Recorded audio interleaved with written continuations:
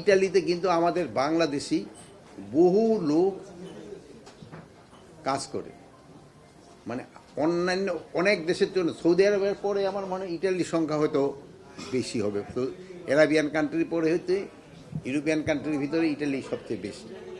এখানে এই আমরা আজকে আলাপ করেছি যে আমাদের ভিতরে একটা কোঅপারেশন, আমাদের একটা এইটা কিভাবে আরও বৃদ্ধি করা যায় এই ব্যাপারে আমাদের আলাপ হয়েছে।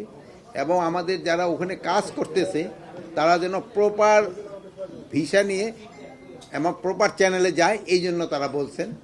যেন আপনারা জানেন যে অনেক সময় অনেকে আছে যে যারা হয়তো সৌদি আরবিয়ার ভিসা নিয়ে গেল বা অন্য লিবিয়ার ভিসা নিয়ে গেল বা অন্য যে কোনো কান্ট্রির ভিসা নিয়ে গেল, তারপর ওখান থেকে আবার ইটালিয়ান ভিসা না দিয়ে চলে যায়। এটা যেন না করে, এটা যেন বলছে ওনারা প্রপার বাংলাদেশ থেকে যেন ভিসা নিয়ে যায়। এবং ওনারা আমাদের দেশ থেকে আরও বেশি লোক নিতে আগ্রহী, যেহেতু বলছেন যে বাংলাদেশি লোকরা ওখানে খুব ভালো কাজ করেন এবং তারা খুব হার্ড ওয়ার্কিং এবং তারাও ইটালিয়ান ইকোনমিতে একটা বড় ধরনের কন্ট্রিবিউট করে যাচ্ছে।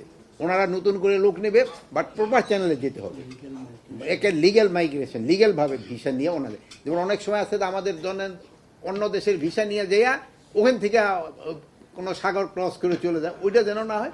বলতে আপনারা লিগ্যাল সিস্টেমে যাওয়ার জন্য ওনারা আমাদের অনুরোধ করছেন। আমরা একটা রিকোয়েস্ট করেছিলাম যে আমাদের ওই পুলিশের সাথে সহযোগিতা বৃদ্ধি করার জন্য, কোস্ট গার্ডের সাথে সহযোগিতা বৃদ্ধি করার জন্য অ্যান্ড বর্ডার গার্ডের জন্য হয়তো সহযোগিতা বৃদ্ধি করার জন্য। তো ওনারা এই ক্ষেত্রে এগ্রি করছে আমাদের সাথে সহযোগিতা বৃদ্ধি করবেন।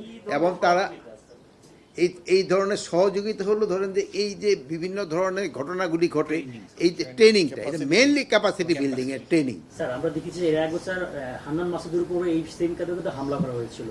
তাছাড়া অন্যান্য কিছুদিন পর পরে হচ্ছে ওই আন্দোলন যারা ছিল সামনের সাথে তাদের উপর হামলা হচ্ছে। এটা আসলে স্যার এটা কি নিরাপত্তা বিষয়টা যদি একটু বলেন স্যার। না, এটার ক্ষেত্রে আপনারা দেখেন যে এটার সংখ্যা কিন্তু আল্লাহ দিলে অনেক আপনাদের সহযোগিতা কমে আসছে।